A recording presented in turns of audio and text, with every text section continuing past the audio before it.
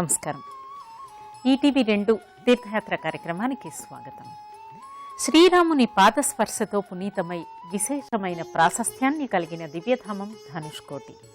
రామేశ్వరపు దివ్యధామానికి దక్షిణ దిశగా 18 కిలోమీటర్ల దూరంలో ఉన్న ఈ క్షేత్రంలోని అడుగడుగు శ్రీరామ లీలలతో పునీతమైంది. ఆ దివ్యక్షేత్ర వైశిష్టమేమిటో మనం ఇప్పుడు చూద్దామా?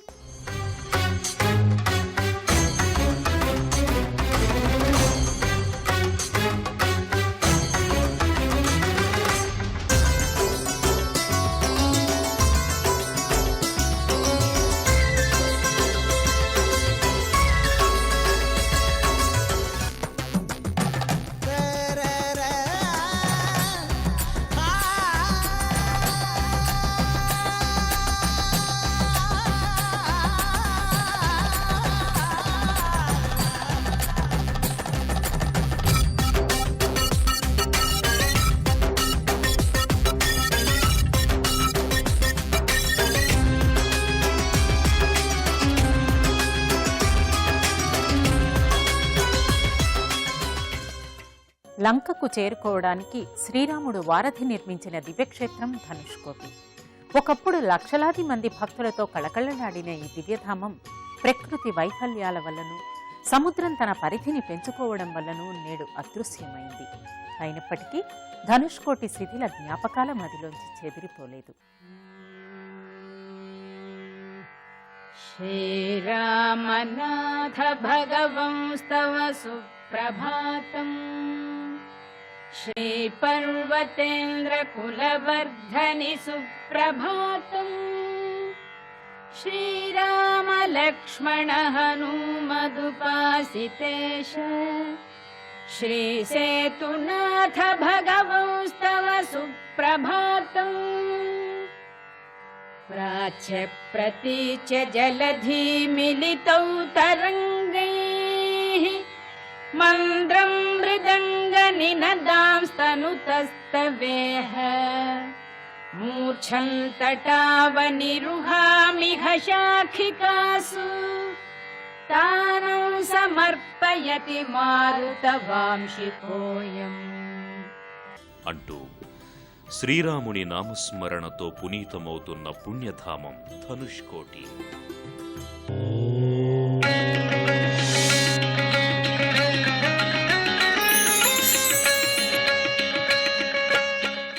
అత్యంత మహిమాన్వితమైన దివ్యధామంగా విరాజిల్లుతోన్న ఈ పుణ్యక్షేత్రమే శ్రీరాముని పాదస్పర్శతో పరమ పావనమయ్యిందని ఇక్కడి స్థల పురాణాల ద్వారా అవగతమవుతోంది.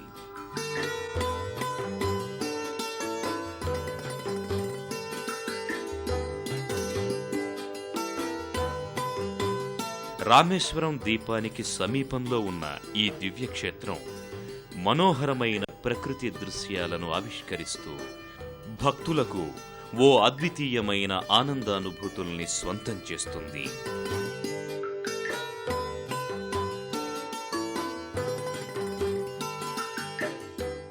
ఈ దివ్యక్షేత్రాన్ని చేరుకోవడానికి రామేశ్వరం వరకు వచ్చి అక్కడి నుంచి ఏదైనా వాహనంలో చేరుకోవచ్చు.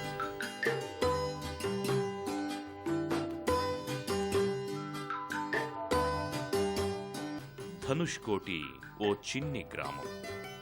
నయన మనోహరంగా ప్రకృతి అందాలతో అలరారే ఈ గ్రామం ఒకప్పుడు జనసంద్రంతో కన్నుల పండువగా ఉండేది.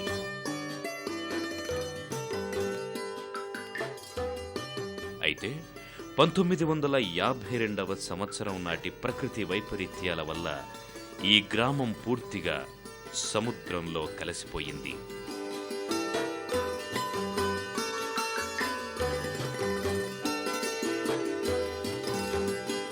ప్రస్తుతం ఈ దివ్యధామం నావికాదళం రక్షణలో ఉంది.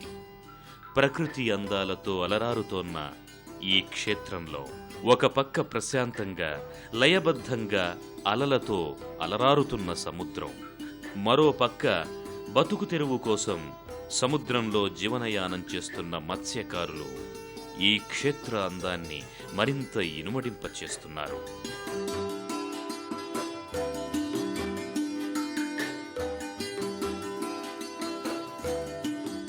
1897లో స్వామి వివేకానంద ధనుష్కోటి దివ్యక్షేత్రానికి చేరుకొని హిందుత్వ నినాదాన్ని మారుమ్రోగించాడని చారిత్రక ఆధారాల ద్వారా తెలుస్తోంది. అలాగే అశ్వత్థామ తన బ్రహ్మహత్య పాతకాన్ని నివారించుకోవడానికి ఈ క్షేత్రంలోనే ఉన్న కోటి తీర్థంలో స్నానాధికాలు చేసి పునీతుడయ్యాడని పురాణాల ద్వారా అవగతమవుతోంది. ధనుష్కోటి దివ్యక్షేత్రం ఒకప్పుడు అత్యంత మహిమాన్విత దివ్యధామంగా విరాజిల్లింది. పరవాసు తన బ్రహ్మహత్య పాతకాన్ని రూపుమాపుకోవడానికి ఇక్కడే స్నానాధికాలు చేసినట్లు తెలుస్తోంది. పరమ పావనమైన ఈ క్షేత్రంలో ఎందరో రాజులు మహనీయులు స్నానాధికాలు చేసి తమ పాపాలను మటుమాయం చేసుకున్నారని పురాణాల ద్వారా అవగతమవుతోంది. ధనుష్కోటి క్షేత్రం అత్యంత మహిమాన్వితమైన ధామంగా ఒకప్పుడు విరాజిల్లింది.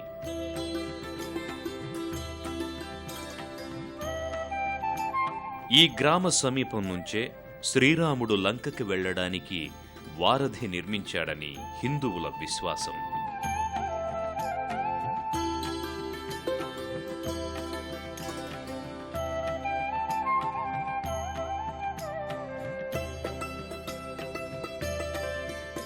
అలాగే తనకు మార్గాన్నిమ్మని శ్రీరాముడు సముద్రుణ్ణి అడిగినప్పుడు సముద్రుడు స్పందించకపోయేసరికి శ్రీరాముడు ఆగ్రహించి తన ధనుర్బాణాన్ని ఈ క్షేత్రంలోనే ఎక్కుపెట్టాడని, ఆ కారణంగా ఈ క్షేత్రానికి ధనుష్కోటి అని పేరు వచ్చిందని ఇక్కడి స్థల పురాణాల ద్వారా అవగతమవుతోంది.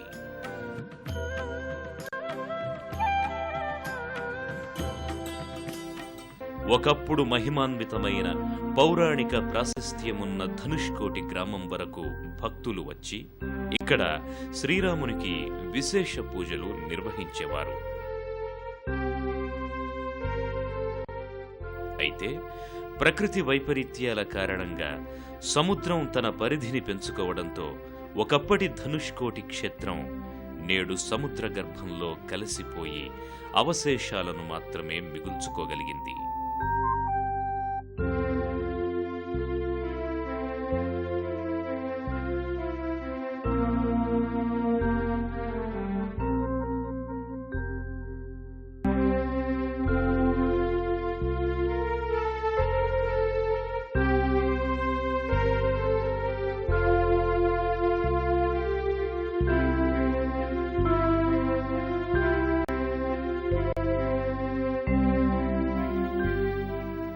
ఈ దివ్యక్షేత్రానికి వచ్చిన భక్తులు ధనుష్కోటి శిథిల క్షేత్రాన్ని దర్శించుకొని అక్కడి నుంచి చరిత్ర మిగిల్చిన జ్ఞాపకాలను నెమరు వేసుకుంటూ వెనుతిరుగుతారు.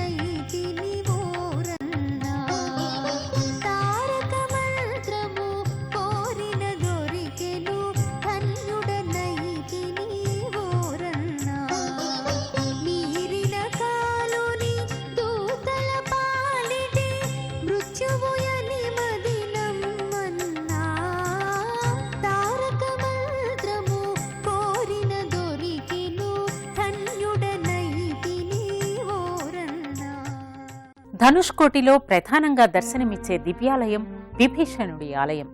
శిథిలమైన పురాతన ఆలయస్థానే ఆధునికంగా నిర్మించిన ఈ ఆలయ ప్రాంగణంలోనే శ్రీరాముడు విభీషణుడికి అభయమిచ్చి అతణ్ణి పట్టాభిషిక్తుణ్ణి చేసినట్లు పురాణాల ద్వారా అవగతమవుతోంది. అనంతరం ధనుష్కోటికి సమీపంలో ఉన్న శ్రీ కోదండరామస్వామి ఆలయానికి చేరుకుంటారు.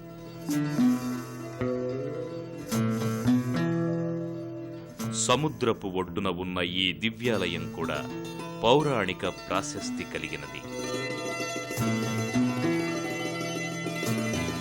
రావణుడి సోదరుడైన విభీషణుడు రాముణ్ణి శరణాగతిని కోరింది ఈ క్షేత్రంలోనే అని స్థల పురాణాల ద్వారా అవగతమవుతోంది.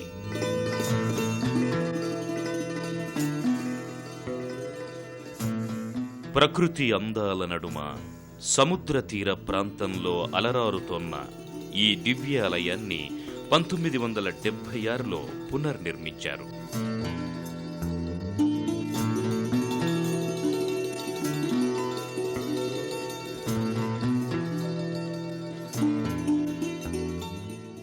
అయితే అంతకుముందు ఈ క్షేత్రంలో ఉన్న పురాతన ఆలయం ఇక్కడే భూస్థాపితమయ్యింది.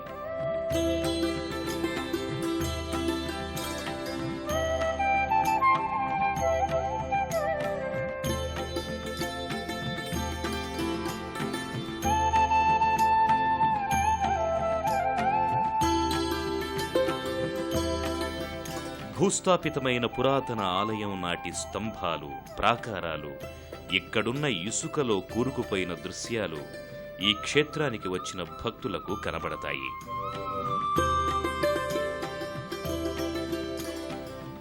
అనంతరం ప్రధానాలయంలోకి భక్తులు ప్రవేశిస్తారు. విశాలమైన ప్రాంగణంలో అలరారుతోన్నటువంటి ప్రధానాలయంలో ఓ పక్క గోడ మీద ఆ క్షేత్ర ప్రాశస్త్యాన్ని తెలిపే అందమైన చిత్రరాజాలు కనపడి అద్వితీయమైన అనుభూతుల్ని స్వంతం చేస్తాయి.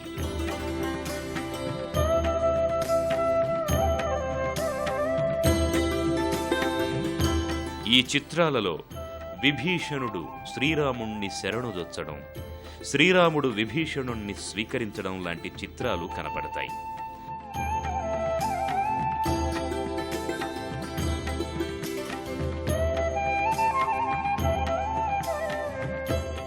గర్భాలయానికి ముందు గరుత్మంతుడు కనిపిస్తాడు.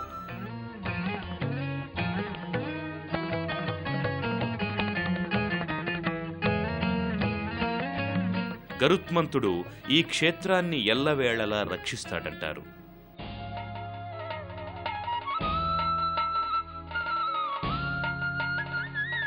ఇదే ఆలయానికి మరోపక్క రామానుజాచార్యుల వారు దర్శనమిస్తారు.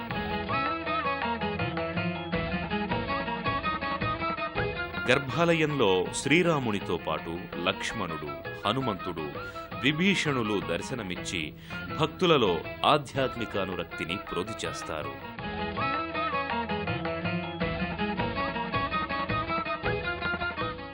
శ్రీరాముని పాదస్పర్శతో పునీతమైన దివ్యధామం ధనుష్కోటి. ఈ క్షేత్రంలోని అడుగడుగు శ్రీరామ పాదస్పర్శతో పునీతమైంది. ఆ కారణంగానే రామేశ్వరం నుంచి మొదలుకొని ధనుష్కోటి వరకు ప్రతి క్షేత్రం పరమ పావనమైంది. ముఖ్యంగా ఇక్కడున్న తీర్థాలు పంచమహాపాతకాలను సైతం మటుమాయం చేస్తాయని భక్తులు చెబుతారు. రామేశ్వరం నుంచి ధనుష్కోటికి వెళ్లే మార్గంలో భక్తులకు పవిత్ర జటాతీర్థం కనిపిస్తుంది.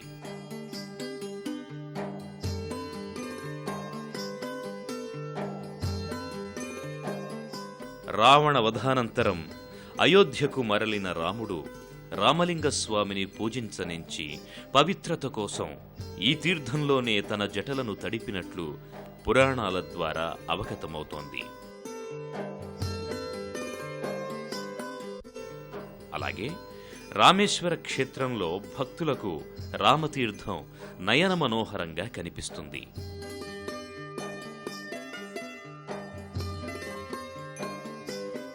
విశాలమైన ప్రాంగణంలో ప్రశాంతమైన వాతావరణంలో ఉన్న ఈ రామతీర్థ సమీపంలోని రామాలయంలో ప్రాచీన కాలం నాటి మండపాలు, స్తంభాలు, కట్టడాలు, శిల్పాలు దర్శనమిస్తాయి.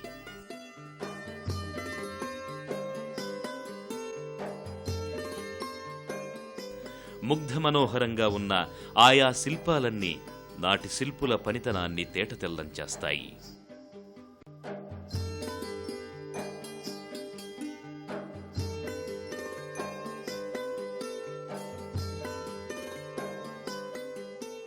ఈ ఆలయానికి ఎదురుగా ఉన్న రామతీర్థం పరమపావనమయ్యింది.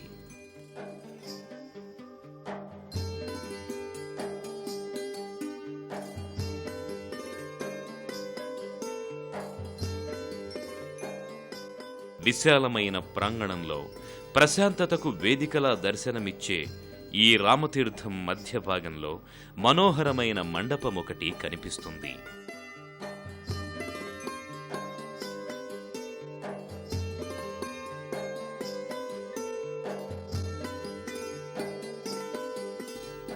విశేష పర్వదినాలప్పుడు ఈ మండపంలో పూజాధికాలను నిర్వహిస్తారు.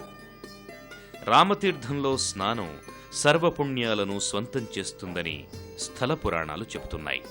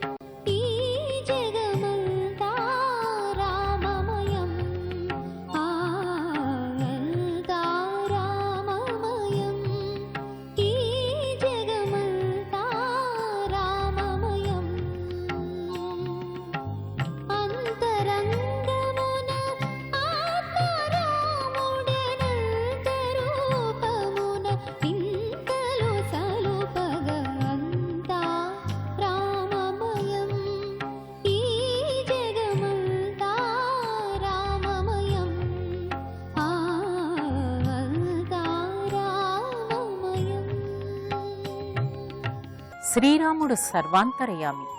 మానవ జీవన గమనానికి అసలు సిసలైన నమూనాగా ఆవిర్భవించిన శ్రీరాముడు జగత్ కళ్యాణ కారకుడని భక్తుల విశ్వాసం.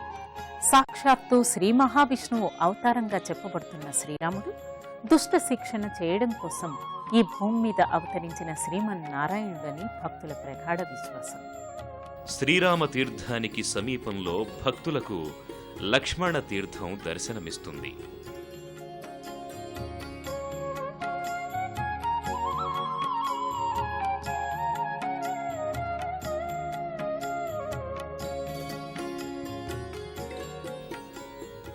ఈ తీర్థం కూడా మహిమాన్వితమైనదేనని పురాణాల ద్వారా తెలుస్తోంది.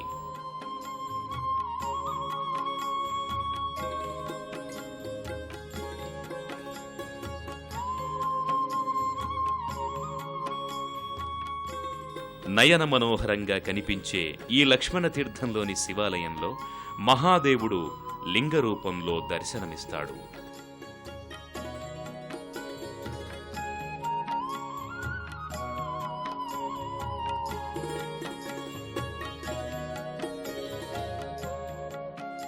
రావణుడి కొడుకు మేఘనాథుణ్ణి అంతం చేసిన అనంతరం లక్ష్మణుడు ఇక్కడున్న శివుణ్ణి పూజించాడని స్థల పురాణ కథనం.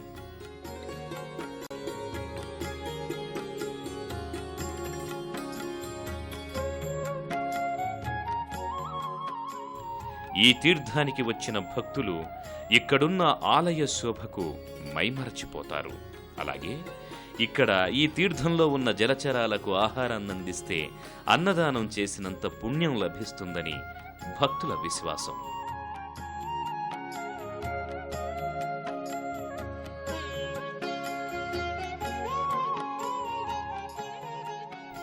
లక్ష్మణ తీర్థానికి సమీపంలో భక్తులు సీతా తీర్థాన్ని దర్శించుకుంటారు.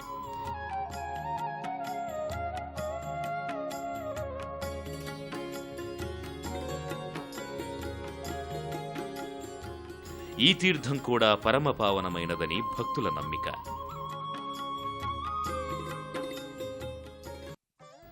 సీతాతీర్థానికి సమీపంలో పంచముఖ ఆంజనేయ స్వామి ఆలయం నయన మనోహరంగా కనిపిస్తుంది.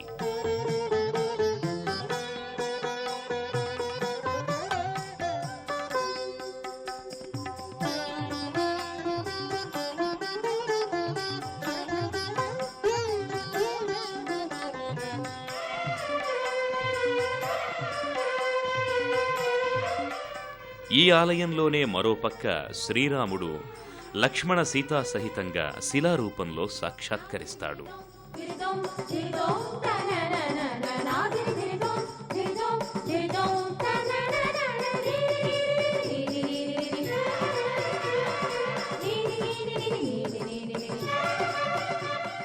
ఈ ఆలయంలోనే భక్తులకు శ్రీరామ సేతువు దర్శనమిస్తుంది.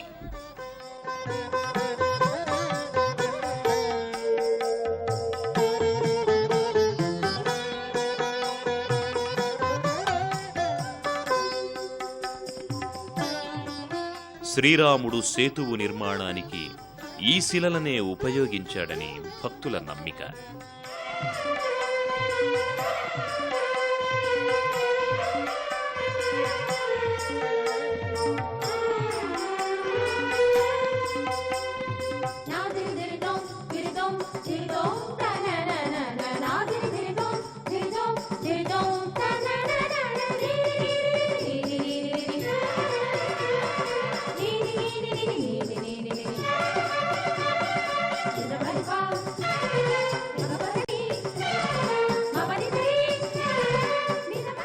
నీటిలో తేలియాడే ఈ శిలలు శ్రీరాముని కాలానికి చెందినవిగా భక్తులు చెబుతారు.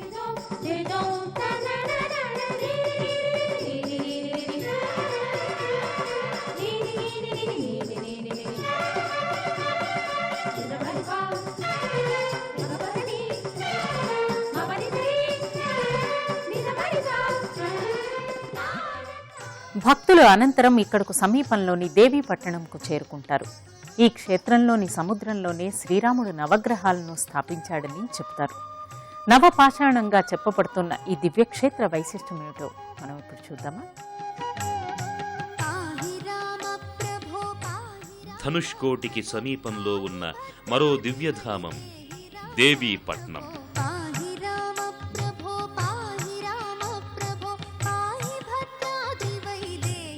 ఈ గ్రామంలోని సముద్రంలోనే శ్రీరాముడు నవగ్రహాల పేరుతో 9 శిలలను స్థాపించాడని ఇక్కడి స్థల పురాణాల ద్వారా అవగతమవుతోంది.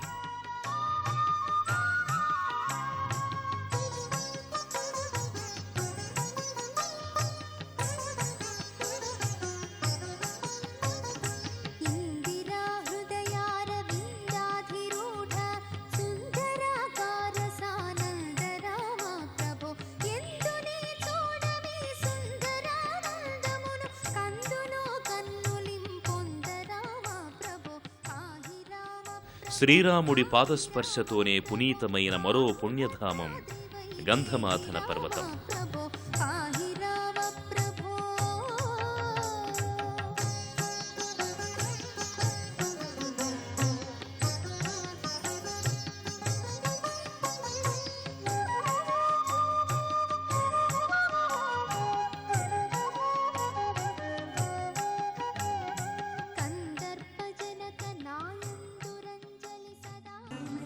ఈ దివ్యధామం నుంచే హనుమంతుడు లంకకు బయలుదేరి వెళ్లాడని పురాణాల ద్వారా తెలుస్తోంది. సర్వే జనా సుఖినో భవంతు.